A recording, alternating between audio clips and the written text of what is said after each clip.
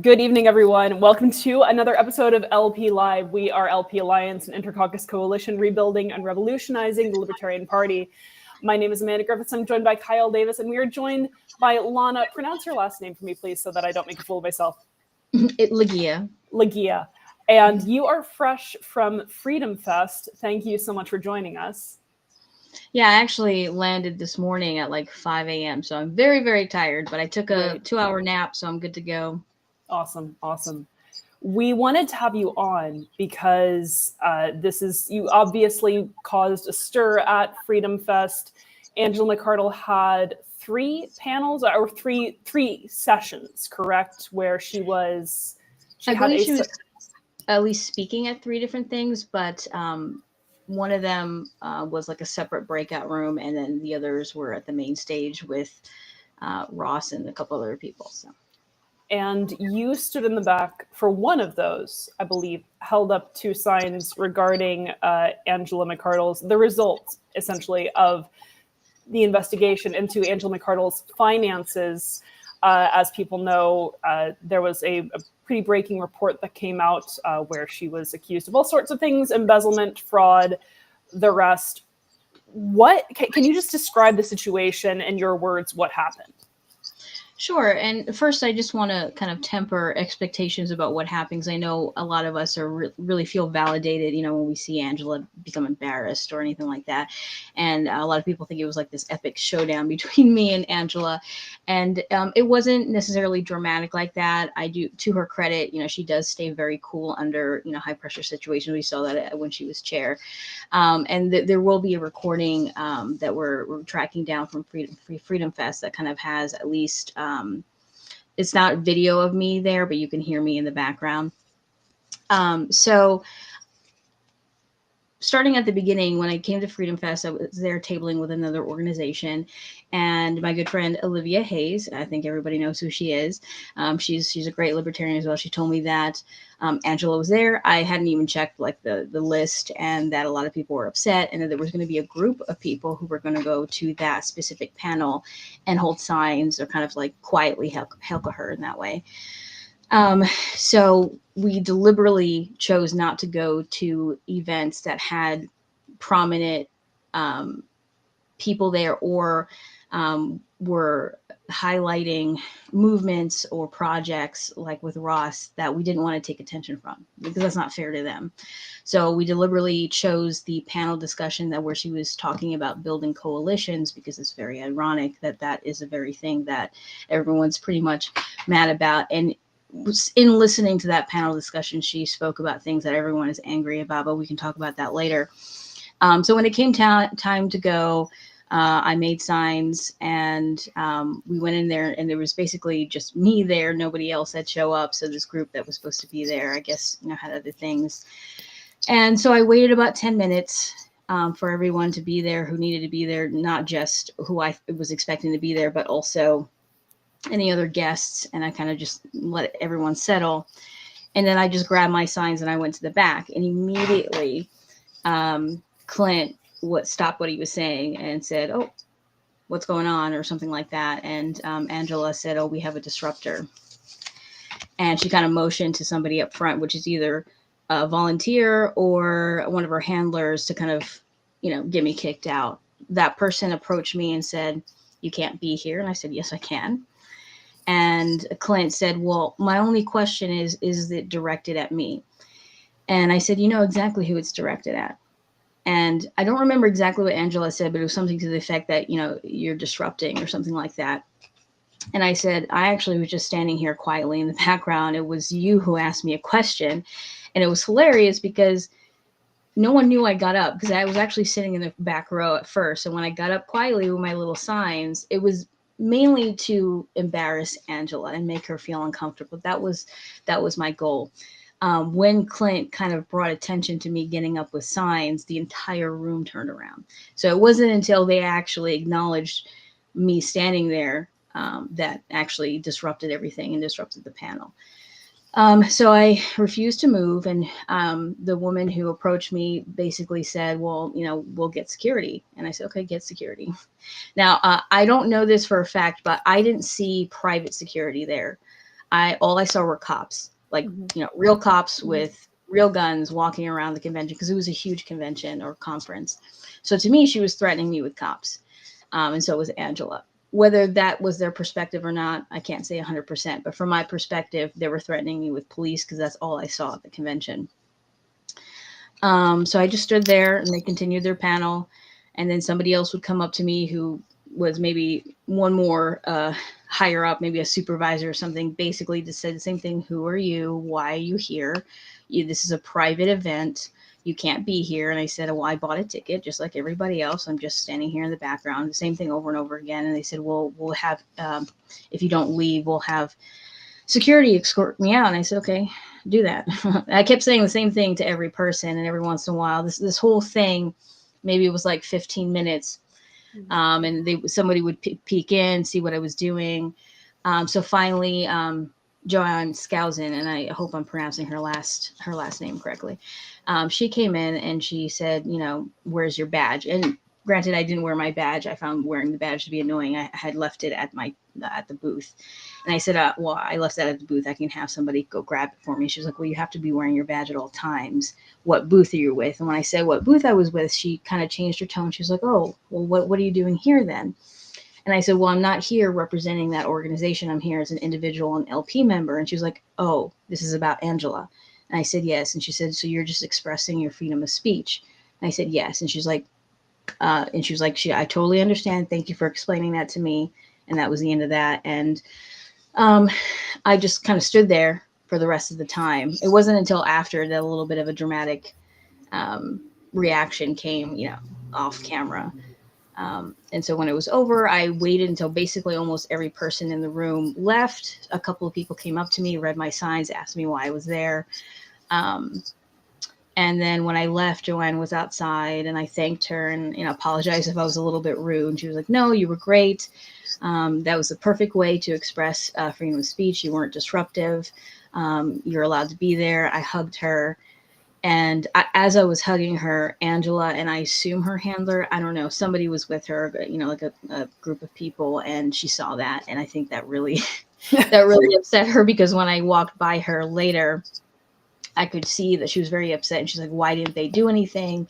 They didn't remove, like I could hear that as I was walking by her. So she was very upset. But on the recording, of course, she kept her cool, but that was really upsetting to her. So for those who don't know, Freedom Fest is a huge event. I've spoken at Freedom Fest. I've done panels at Freedom Fest. And you really can't pinpoint one thing that everyone agrees on there except for freedom of speech, which is why it's so funny that this was the one thing that people tried to nail you for. For people who don't know as well, there are different setups at Freedom Fest. So there's main stage, which is like a huge auditorium. And it's hard to fill that auditorium. I will just say, like, it's really big speakers, maybe will sometimes fill it. And then there are the smaller breakout rooms. Was this in the auditorium or was this a breakout panel? So this was a breakout panel. It wasn't in the main auditorium. And so it was a much smaller group. It was a panel of 3 people. It was Clint, Russell. I don't remember the second person's name. Although I will say he was the only one during the initial exchange that said, I don't think that's necessary. Like, why are we kicking her out? She's not doing anything. So to his credit, he was the only one who was like, we don't need to kick her out. It's not necessary. She's not being disruptive. And then Angela. And so the whole room was maybe 30 people. It wasn't like a huge auditorium. Right. Cool.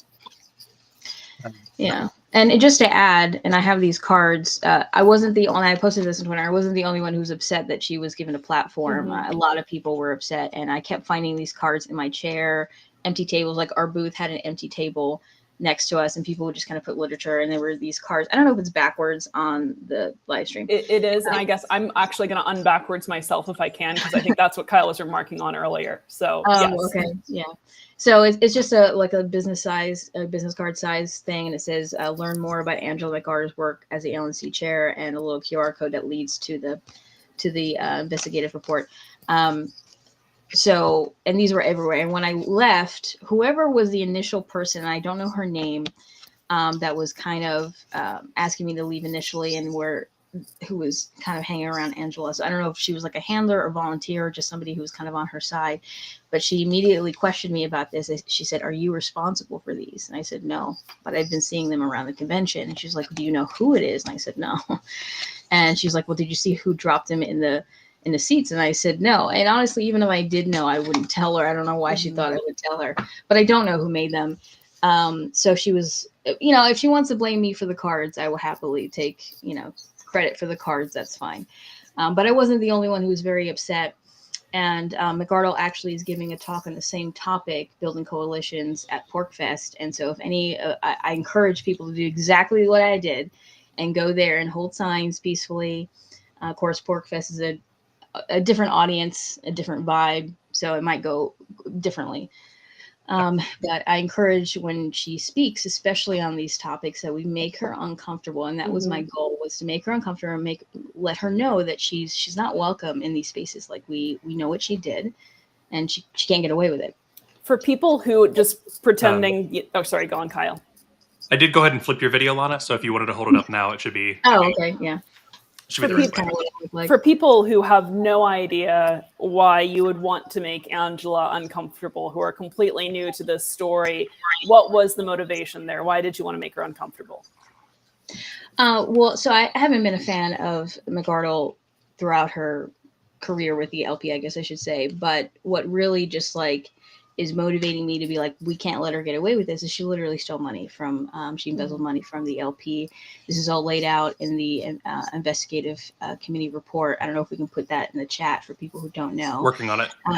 Okay. So she failed to disclose that she had a business in her partner's name, that the LP was paying for services, almost $50,000. She failed to disclose that she was financially benefiting for that. She also didn't abstain from voting on some of these payments that were made to this company in Delaware, where she should have. Like, I'm on a board, and when we vote on things that are going to directly affect me, I abstain. So she deliberately withheld information that the LNC didn't have when they voted to allow the LP to pay for these services of this business. I know a lot of people I've read are saying, well, if the LNC consented to paying for services with this company, then that's consent, but it's not informed consent because they didn't have a big piece of information that may have changed their mind at the time. If the chair is financially benefiting from services rendered from the party, that's a huge conflict of interest, and she didn't disclose that. And so she literally embezzled money. That is the definition of embezzlement. If anyone's confused, I know some people are confused that that's not embezzlement, but it is when you don't disclose that you're financially benefiting from something that the company or organization or whatever is paying for. And so when that was finalized, where they investigated, they did due diligence, and it came out that she did do these things, a breach of duty and embezzled, I was like, we can't let her get away with this, especially since one of the results of the report is that, unfortunately, what we could potentially get back from suing her or trying to get the money back is just not, it doesn't add up with how much it would cost to hire a lawyer and all these things. Since that's the case, we have to hold her accountable as members and make her uncomfortable and let her know that we're not going to let her get away. What I really hope will happen is people will donate specifically. Members will donate so that we can hold her legally accountable for these things. Now that I've shown the card, can you flip my camera back? Because it's weirding me out that I never see my face. It takes practice. It does. I finally realized I'm mirrored. That's not right. So for me, it's weird the other way. Yeah. So the embezzlement, obviously a big issue. Just continuously flip Amanda over and over and over. I don't like it. No, but it's creepy when you're not used to it. It's weird. When did you decide to do this? Right. So were you already planning on going to Freedom Fest? I imagine you were, because it's or maybe you weren't, but it costs money to get out there. When did you decide to do this? Yeah. So I wasn't initially going to go there because it is expensive and it's all the way on the other side of the country. But I volunteer with Ladies of Liberty Alliance, and somebody who was supposed to table the event at Freedom Fest could no longer fly due to medical reasons. So I was kind of her replacement. So Lola sponsored me to go over there to man the table and represent Lola. So that's originally why I was there. And just so it's clear, Ladies of Liberty did not have any part in this decision. They're nonpartisan, small L, so they're not associated with the Libertarian Party at all. I did this completely as an individual and a member of the LP. But the reason why I was there in the first place was to work the booth for Ladies of Liberty Alliance. Right. And so then you decided to put up these signs, and you were going to have people with you, and they I don't want to say chickened out, but they weren't able to show up, basically. Yeah, I don't know what happened to most of them, but I guess, it's a big event, and it was towards the end, and I was tired, and there was other protests happening. There was a protest happening at the same time, and then there was a No Kings protest, so who knows, maybe they decided to go to those. I was going to go to the No Kings protest as well, but then I decided after what happened with Angela, I was like, I think I protested enough for today. I'm going to rest. Right. So that's probably maybe what happened. There was also other breakout sessions. They could have just decided to go somewhere else. But there was supposed to be a group of LP members there, so that there was, a line of us in the back, and it turned out to be me. And I will say it was a little uncomfortable being the only one doing that, and the only one kind of drawing attention to myself, and being threatened with security, which from my perspective were real cops. So yeah, but that's what happens. I don't know exactly why they didn't show, but yeah, there was supposed to be a group, and then it was just me. Cal, you've been shuffling us like little magician cups, so you have to ask a question now, because of that. What are you talking about? Ask a question.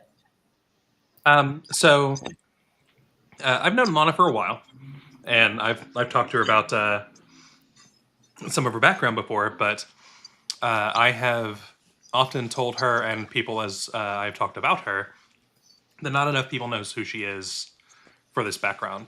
So I was hoping to get the story from the activism and moving into the LP and getting active with New Jersey and the whole spiel, because I think it's really impressive. And I will sprinkle in some tidbits along the way, because I don't think that you're going to brag on yourself enough. So, yeah. So if you want to know how I got into libertarianism, basically, if you want the whole story, I would say I was a small libertarian my entire life. I was homeschooled. My parents were very big on do what you want, don't hurt anybody. I remember very distinctly my dad arguing with code enforcement about the shed he built technically illegally in his backyard. So these kind of these principles have been in my life, since the beginning.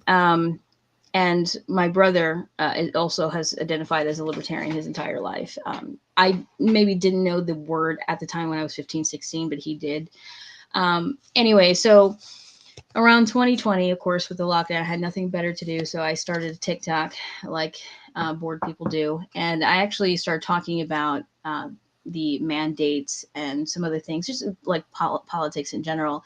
And I got quite a big following. I got almost 40,000 followers. And I realized that I wasn't actually doing anything. I wasn't actually helping anyone. I wasn't changing minds. I wasn't actually turning the dial in any direction. I was just kind of building an echo chamber for myself. And I didn't feel good about that. So then I said, okay, I knew about the LP, and I said, well, why don't I get involved? Heavily involved, not just kind of watching from the outside or voting for candidates. So in 2022, 2023, I don't remember, I joined the New Jersey LP. I actually was planning on moving to New Hampshire and then doing it, but then that didn't work out. So I could potentially have been in New Hampshire this whole time. So I joined, and I realized there was a lot of internal drama that was preventing the party from growing, and preventing the candidates from being as successful as they could. And so I decided, well, I got to fix that first before we can move on to candidates, before we can move on to spreading liberty, as a lot of well-intentioned libertarians do when they join the party and they realize what is actually the problems behind the scenes of why the Libertarian Party isn't as successful as it probably could be. And a lot of that is internal drama. So that's kind of how it started. And then So I worked my way onto the board. I fixed the board, and now I'm working on the candidates. And so that's, and I joined Lola around the same time as well, for the same reasons. I'm trying to find where I can be the most help, and where I can do the most, how do I say, make the most damage, but, spread the most liberty, I guess I should say. And I think that is through the party. We just had our convention in New Jersey, and the people that I recruited to be on the board are doing an excellent job. So that's kind of like the shortened version of how I became a big L libertarian. I'm curious. So you said that you want to work where you can spread the most liberty, and you think that's through the party. Why do you think that's through the party? Because a lot of people don't feel that way. Right. Right now, especially, where everyone's just... Yeah. So when you ask people why they have the opinions that they do, unfortunately, a lot of them don't. And I experience this when I talk to voters. A lot of them don't say, I read this philosopher's book at this time and it changed my world. So, libertarians tend to say that, but regular voters tend to not say that. They usually say, I heard, President Trump say this, or I heard this president, or this, my local assembly person say this, and it made me join the party, or change my mind. And so I realized that candidates are what is spreading the ideology. They're the ones who get attention. They get the stage. They get to be on debates. They get to directly interact with voters. And I think they probably move the needle in whatever direction a lot faster than, say, basic philosophers, or, people who are writing, great books or things like that. And that helps. I'm not trying to say that that's not important, or that small L libertarianism in local communities aren't important, but candidates can get the message out there so quickly. So that's basically why as candidates. I just for those who missed that was blatantly Lana taking shots directly at Amanda. What? No, it was not. It was not at all. Yeah, I don't know. People, I didn't people mean to. Who write and aren't candidates, nothing. Garbage. If I were a candidate, we'd be in a very, very bad situation. No, I'm not saying that small L libertarianism and spreading the ideology through community, totally important. I just know that, like, when I talk to people, regular people who are not deeply into philosophy and are looking for that community, kind of just go with whatever a candidate says. That's how they could get introduced to the political process. And so I think it's vital for us to have libertarian candidates that are spreading the ideology through running for office, even if they don't get elected. And to be frank, I feel exactly the same way. When I am writing something theoretical, I do not expect some random person to pick this up and, oh, well, this has changed. That I feel like activism is what gets people through the door to then start getting interested, and then, reading the grounding behind things. But, it's always social in some respect, right? I am nothing but trouble building head. Thank you. No, Sarabella actually is in New Hampshire, and Porkfest is in New Hampshire too, right? Mm-hmm. Okay, so Sarabella, you could be a force for change here, and go up and hold up signs for Angela when she speaks at Porkfest, just to let everyone know. So, speaking about activism, one of the first ways that I got to know of Lana's existence before, reaching out and becoming friends, was videos of Lana going before. Oh, that's right. Yeah. All levels of New Jersey politics, standing before them and giving them the good heave-ho of, you guys are doing a terrible job, you're trying to take our rights away, and you should stop it. Which is an incredible thing to do. It's a very brave thing to do. And I think that's part of the reason we don't see more people do it. It's, it's the number one fear of people, the speaking publicly in front of people that are nominally very powerful, and telling them that not only are they wrong, but that they should get out of the way for those of us who are right. And I think that is utterly brilliant. I love the living daylights out of it. And so I would love to hear how that went down. How did you decide that was the direction to go for activism? why the in-person against politicians instead of, for instance, holding the signs at the back of the room for politicians? Yeah, so my first, like, I wouldn't say council meeting that I attended, but it was a meeting. I had to have been like 12 or 13. And it was this like Christians Against Harry Potter thing. So dumb.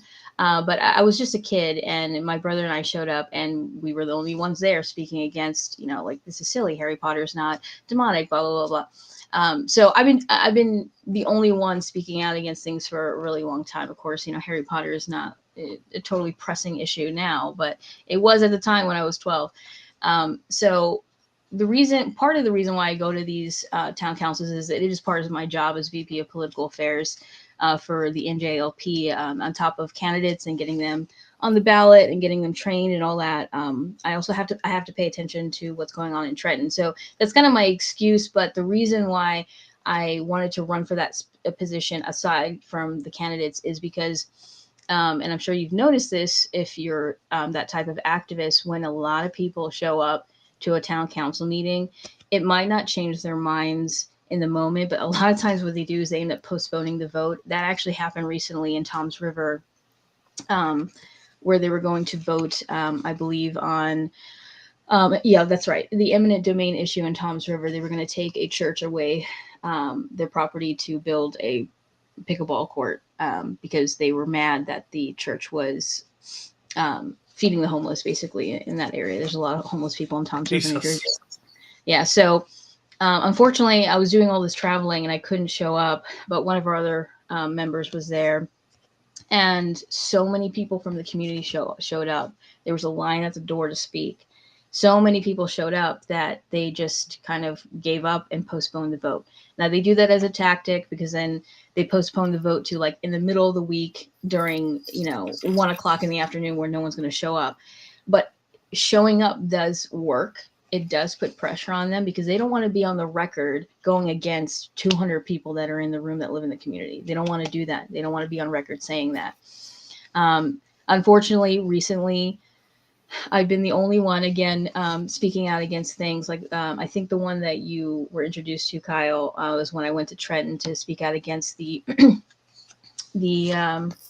bill that was going to raise the signature threshold for candidates. And I was the only one there. And I remember the people that were kind of listening to me, the assembly people, they were like, that was very well written. And it was very like condescending, like, good job. That was very well written. And I was just like, okay, well. So, of course, they ignored me, and the bill passed. But you got to keep trying, because eventually enough people will notice that I'm the only one there, and I want you to show up and help and put pressure on them. There was also another council meeting that I went with Dustin Maggard, who's running for District 8 in New Jersey, and it was an ordinance in Pemberton or some city around there in South, where they didn't allow political signs. There's something about the ordinance. Sorry, I show up to so many of these meetings that there's something about an ordinance preventing political signs from being posted. And that's an infringement of the First Amendment, because we're allowed to let the public know if we're running for office. And so we both kind of like mentioned the Constitution. I was very harsh about it. I said, this is a violation of the Constitution, this and that. And sometimes I don't realize how like direct I sound. So I was really laying it on kind of thick. And they passed it. But I think that we changed the mind of one person who ended up voting against it. I think that it was one mind change that day. And so that's kind of why I do it, is because I know people are watching, and I know that sometimes they need that first person to make that first step to show up before they feel comfortable doing it. And so I'm okay being that first person who stands up and will be there. And I tell people all the time, I will be there. If you're there, that will help, but I will definitely be there. You won't be the only person there, because it works. It does put pressure on people. that's one of the biggest issues that, you know, we with collective action, and libertarians hate the word collective, but it's individualistic collective action what we do, and that is the biggest thing, is being one of the first movers is one of the toughest, bravest things, because you know, it's all risk, no reward as far as you're concerned, getting out there, right, and just standing there alone. And it's only, I mean, I think a lot of people think in terms of economy of scale, right? So something is only effective if you have enough people, but without those first movers being the ones who are leading the charge and standing there, that's not going to get anyone else out. And it becomes a self-fulfilling prophecy. So it's it's amazing. And I have so much respect and admiration for people who do the first movement in organizing, because it's the hardest thing. And yeah, it's an amazing gesture of leadership. Yeah, and I hope that what I did in Freedom Fest inspires people, particularly at Pork Fest, because it's happening this week, to have a group of people there, you know, because they know that, you know, they have someone who was there doing it, and it turned out okay. No one got arrested, and it put pressure on her. Yes, collective action. But I do agree that a lot of libertarians are afraid of using that word. But we are still human beings that live in communities. So, and if it's done voluntarily, I don't see what the problem is. Exactly. Kyle has his hands on the gears back here. So at any time, he can just turn me into a communist, and I am powerless against it. And he loves it. So it's so wonderful. Good. Go for it. No, you're good. It's fine. When it comes to the talks that Angela was giving at Freedom Fest, was there anything that stood out to you that she was talking about, either that you thought was interesting or that you thought was insanely hypocritical? Because I can imagine myself back there. There definitely would have been times, I'm sure, that I would have wanted to shout something, right? Yes. And that would have definitely gotten me removed.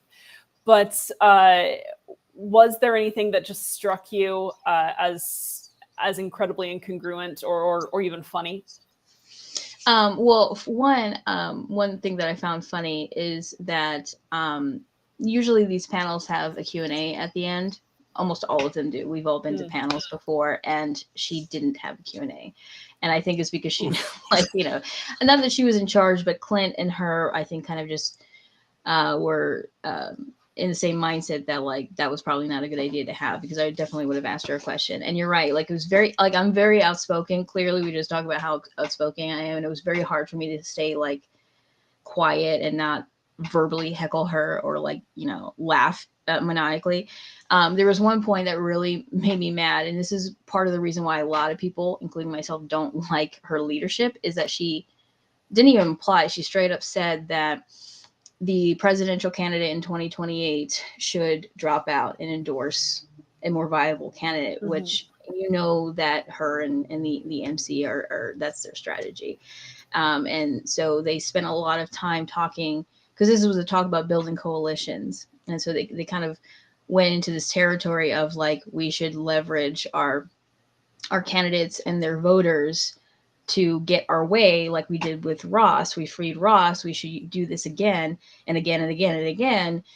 And of course, that's not going to work every time, because people are going to be, you know, they're going to know what you're doing. Exactly. And voters are not going to put trust in a candidate if they know that their vote is just going to go to, like, the same two party. Like, if the message of the Libertarian Party is that we are a different option, we're not the two parties, and when a vote for us is a vote for, you know, X, Y, and Z, you can trust that that's what you're voting for, then you've just completely broken that trust by saying, okay, now vote for this guy. I wasn't a real candidate because we want, you know, a libertarian in a candidate, or we want to free this person this time. You can only do that so many times before people are like, okay, I don't trust you anymore. Like, people, you know, they remember. So that part really made me mad, because that will render the Libertarian Party completely useless at that point if we keep doing that. And I've run for office a couple times now, and I help the candidates in New Jersey, and I know how hard it is and how much work it is just to get 1% or 2%, and all that hard work just for you to endorse the system that we're trying to dismantle. I just can't get behind that. So that really made me mad. It's been particularly funny to watch, because all of the MAGAtarians who were assured that Chase Oliver was the worst thing ever, and was assured that Trump would be the most libertarian president ever, including folks like Dave Smith, are now apologizing for having pushed Trump, and they're doing this thing where they're pulling back and they're like, I messed up, and it's like, yeah, you did. You trust the duopoly again. Like, that's why we're here. We all know that that system's broken. We all know that the only way to fix that system is to supplant it. The panel. Go ahead. No, go for it. You're the guy. we already have people who say that a vote for a Libertarian or Green Party or whatever, a third party, is a wasted vote. And we're constantly fighting against it and trying to convince people that no, there's no such thing as a wasted vote. And here we are saying not only is it true that it's a wasted vote, but now it's definitely going to the people you probably would have tried to vote for anyway. So it's just totally counterproductive to the mission. Right. And Absolutely. The panel was about coalition building. And there are various philosophies of coalition building to be as charitable as I can to the Kingmaker crew. I think the idea here with them is that we build a coalition with a party. We build a partisan coalition. So for them, we're going to align with Republicans or with a certain faction of Republicans, and we're going to we're going to work with them and push policy that way. And then there are other types of coalition building that are more about saying, well, you can only do so much if you're pushing policy, right? Because if you're working within the system, you're always working with people whose interest is in maintaining that system. There's only so far that you can go. You obviously do coalition work. That's the kind of a requirement of activism. What is an effective type of coalition building to you, and what aren't the Kingmaker people getting? So the type of coalition building that I do in New Jersey is, for example, I have connections with the Green Party. I'm friendly with them. Obviously, we don't agree with the Green Party, but we agree with them on certain things like war, immigration, like those are overlapping things. And there are overlapping things with the Republicans, like with guns. Although in New Jersey, the Republicans don't actually do much about the gun situation. But in theory, we overlap with certain political parties and different organizations, and you can work with them on activism or policy change or showing up to events that have to do with those overlapping issues. And I think if we do, and my huskies are like howling. I don't know if you can hear that. Dogs again. I have a whole bunch of huskies, and sometimes they just decide to howl. Just having a party. Can you hear them? I can, but yeah. it's not bad. It's no problem. Okay. Hopefully they just stop. So what I think, if we have a candidate that gets elected to office, like for example, if I get elected to the Assembly in New Jersey, hopefully I do, I'm going to be forced to work with people that are part of parties that I don't agree with to get bills passed. Like that is just part of it. You're going to have to go to people who share the same value of this bill or are against this bill and build a team to either pass it or not pass it. So that's kind of part of being in politics. But what I guess the Kingmakers don't understand is that you do that once you're in office. Mm-hmm. You do that once you have some power to wield for good. And she actually used that word, is using power for good, which I don't really like that term. But you don't do it before you get in office. You don't completely betray the trust of your voters and your members of your own political party. We've lost so many members because of Angela and the Mises caucus. So to me, coalition building is working together on the things you agree on, and the things you disagree on, you can disagree on. I don't think it means throwing a candidate or an entire party under the bus to achieve one thing. Not trying to say that freeing Ross was bad or that I didn't support it. I was screaming free Ross when I was there at the convention. I was booing Trump, and I had the sign. I was screaming free Ross. But if we do that every year, we have a candidate, or if we do that at the state level, if we have one success, but then bring the party back and its candidates, 15 steps backwards and break that trust. I mean, like I said before, you can only do that so many times. So coalition building is, once you're in power, once you have some sort of authority, you're in office, then you can start building networking relationships with people on things you agree with. You don't sacrifice your principles to make a deal. That's what I don't like, is that I would never do that. I would never say, I have this libertarian principle and then turn around and say, don't have it. Like Gabbard did that, right? With state surveillance, I believe. Yes, yeah. Yep. She claimed that she would never agree with something, and apparently behind the scenes something happened. She cut a deal, and then she went, public and totally went back on what she said. That's I don't have respect for that. I don't, so. Well, and it could just as easily have been Ross, right? Like, I mean, it was, okay, all of these things, all these concessions to free Ross, but it could have flipped it, right? I mean, it could have been, okay, well, we'll keep Ross in prison, or for his 2 life terms in exchange for whatever else. It's a losing strategy. Mm-hmm. It's I mentioned this in our last stream. It's funny because the Prags were doing this 25 years ago. The Prague caucus out in Oregon, which started the whole Rad Prague war from nonsense, they were offering to stand down in exchange for votes on an issue. So they would go to like the Republicans who are in the House or whatever else and say, hey, if you guys will push this through, we won't run someone in this case. And the Rads were against that for obvious reasons, and they set up a thing against that. That's kind of the foundation of the Rad Caucus in its modern instance. And Mises comes on, a decade later after that, and they're like, we're going to be more radical than the radicals. And their big strategy they've gone toward is just what the Prags did 25 years ago. So it's such a weird cyclical thing in the Libertarian Party. It's really a thing that I think that we need stronger platform standards for, where it's like, this is what we believe in. This is how and you can let state affiliates do what state affiliates want to do, but we've got to not be the party of sellouts, right? It's just a very different incarnation. Instantiation, iteration. Instantiation. There's all I words.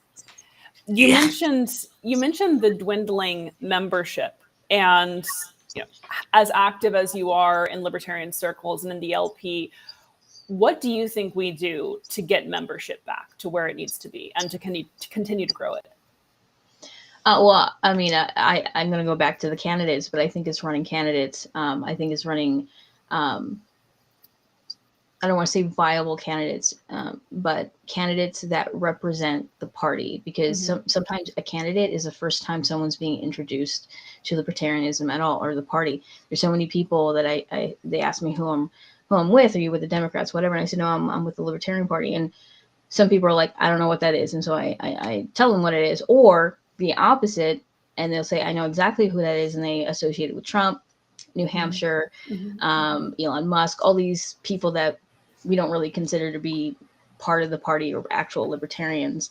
And so, that goes to messaging, where it's like messaging is very important. But I think running candidates as a party, maybe small L libertarians have a different goal, but as a party, running candidates that are well-spoken and can be great ambassadors for the platform is how you get it. And also not breaking that trust. There's so many people that left because Angela was counterproductive with her mission, and her and her crew were just frankly mean. They were kind of like bullies, and on top of that, she stole money. So people just don't trust the party with their money and their donations, and then even at different state affiliates that have been kind of overrun with not just MC, because I'm not anti-MC. I have friends who are MC, but certain types within that group that they just left. They stopped donating money. They stopped showing up to things, and they're not going to help advocate for the party.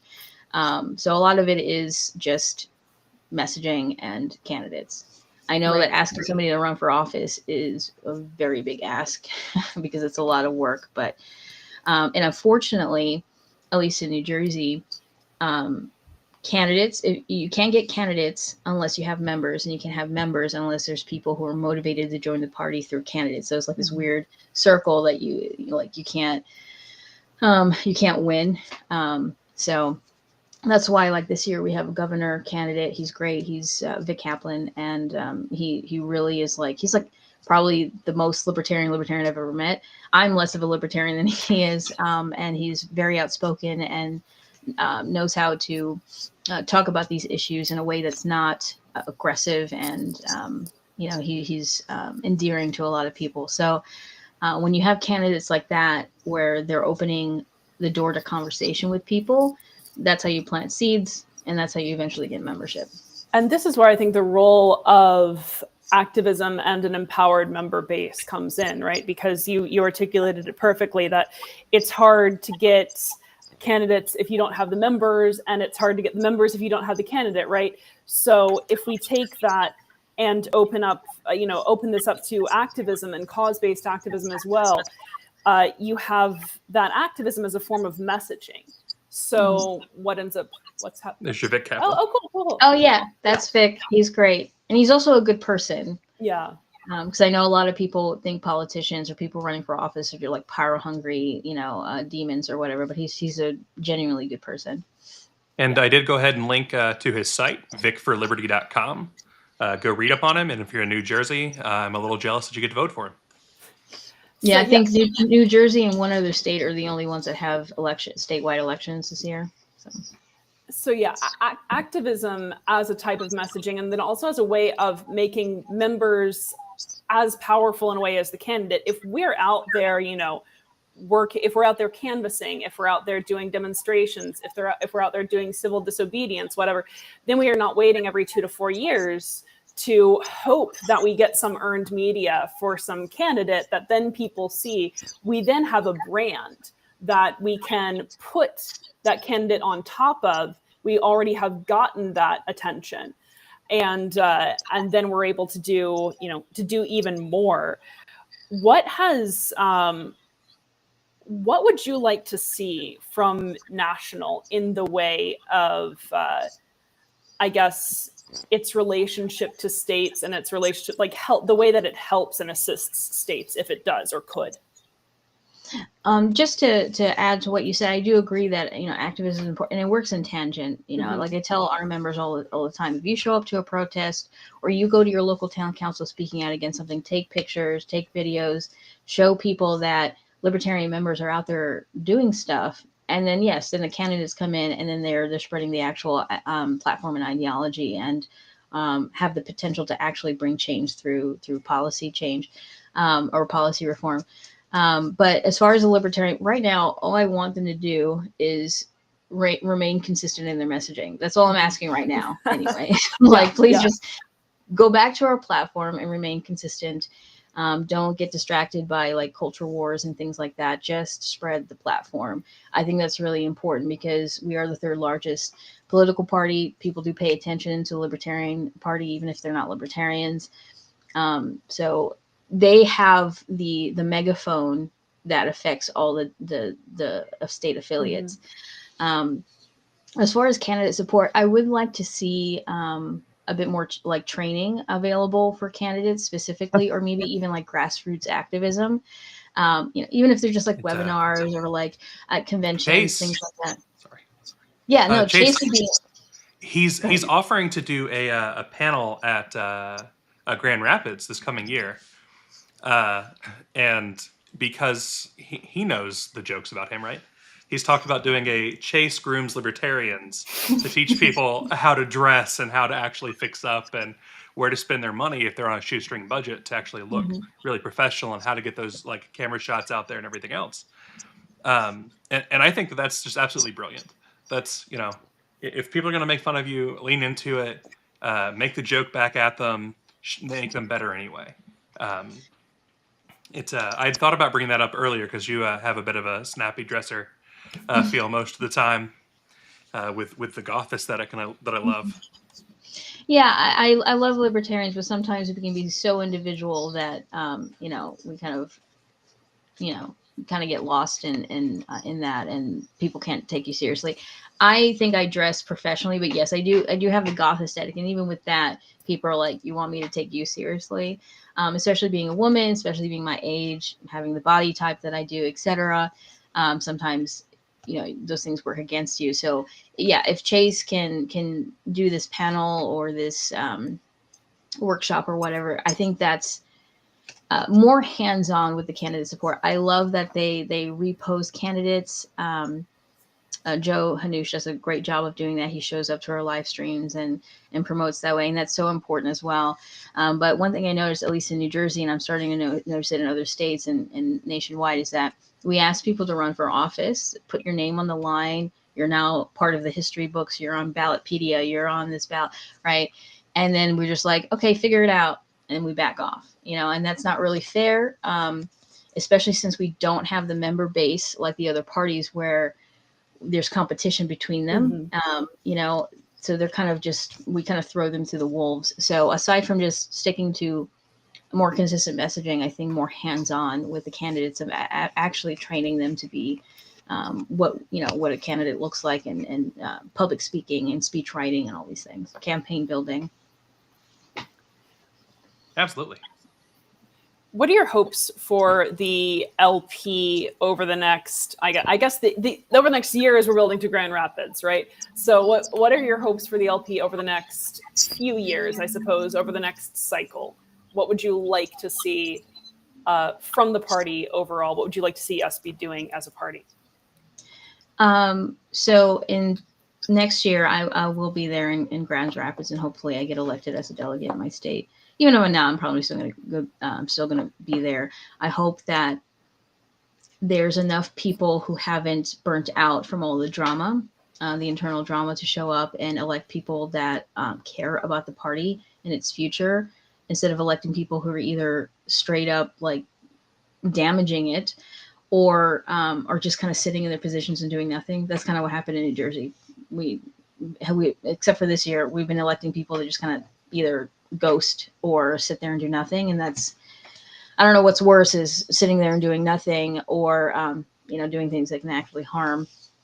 And also, I think we did Chase dirty a little bit. We didn't support him like we could. So I hope in 2028 that we actually support our presidential candidate the way we should, and that we gain membership and donations, and we build that trust again with our membership over time.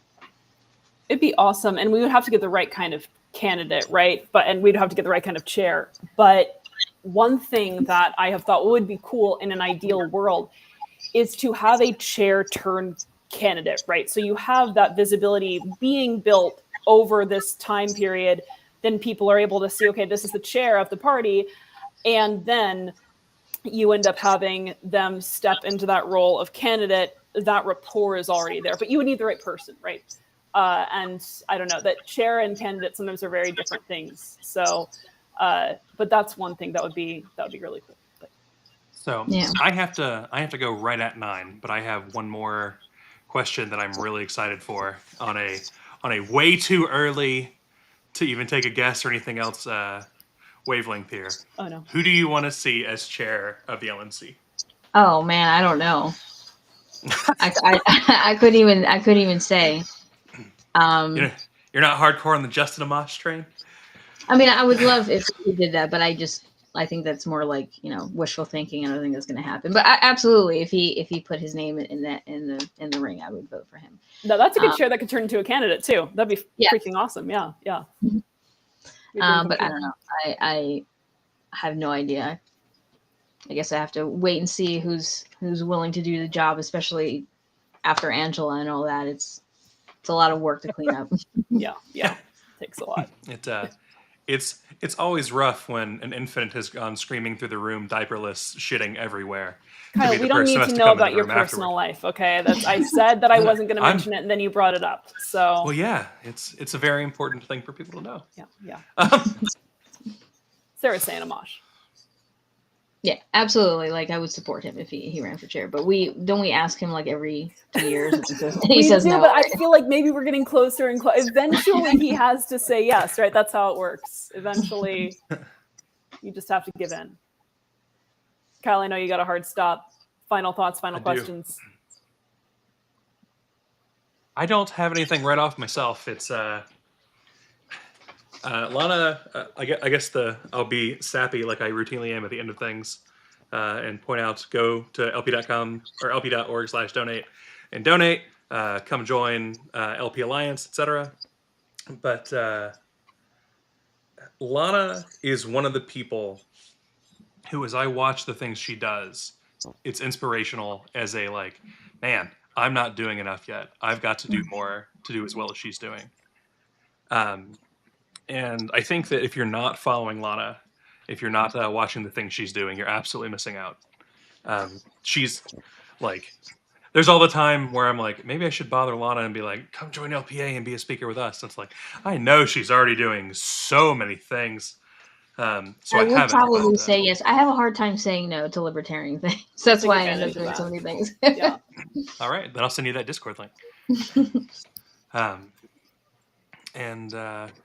With that, I'm going to bounce because we have an IS committee meeting at 9. So, Right. Amanda, unlike normal though, Amanda's an admin in here, so she can click the in-stream button at the top herself. Wait, so where? There it is.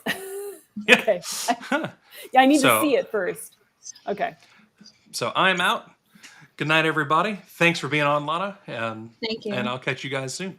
Thank you, Kyle. And thank you so much, Lana. We will go ahead and go because although the viewers do climb when it was just us, when Kyle kept on dipping out, our viewer count went up. But thank you so much for being here. And hopefully we'll talk to you soon. We will send you that LPA link. So yeah, absolutely. Thank you so much. Thank you. Thank you, everyone, for joining us. And we'll see you on Thursday.